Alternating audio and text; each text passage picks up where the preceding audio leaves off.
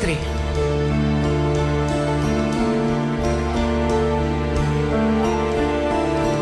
Μου ζήτησαν να είμαι η γέφυρα ανάμεσα στους νεότερους και σένα.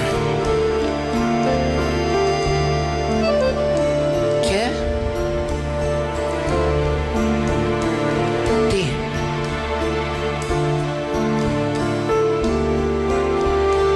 Τη γέφυρα την έκτισες μόνος σου. Γιατί είσαι παρόν. Απίστευτα παρόν.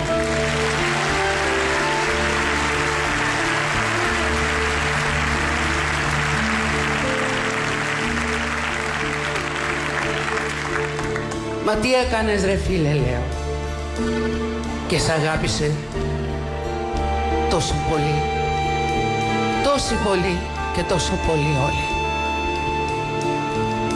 Τι έκανες εσύ που δεν έκαναν άλλοι της γενιάς μας?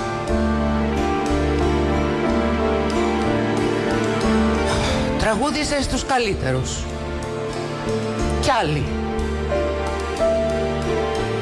Απευθύνθηκες σε όλους τους Έλληνες κι άλλοι. Ιδεαλιστής και αγωνιστής κι άλλοι. Κι άλλα, κι άλλα, κι άλλα. Όπως κι άλλοι. Όμως δεν βλέπουμε συχνά αυτή τη λατρεία για ένα σύγχρονό μας, σαν κι αυτή που δείχνει ο κόσμος για σένα. Όλοι μιλάνε για το Μίτσο, το δικό τους, τον φίλο, ακόμα και για την αδελφή ψυχή.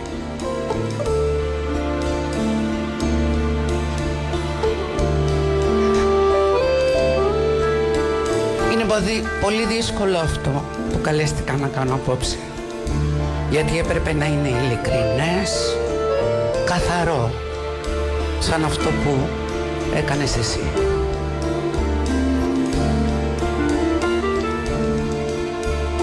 Θα κάνω λοιπόν ό,τι έκανες κι εσύ, όχι πολλά λόγια, θα προσπαθήσω μόνο να σου γνέψω από εδώ, όπως τόσες χιλιάδες άνθρωποι, φίλοι σου που είναι εδώ απόψε.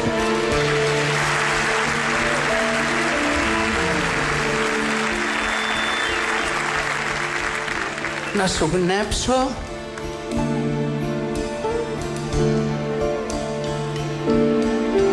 λατρευτές συνοδοιπόρε της γενιάς μου,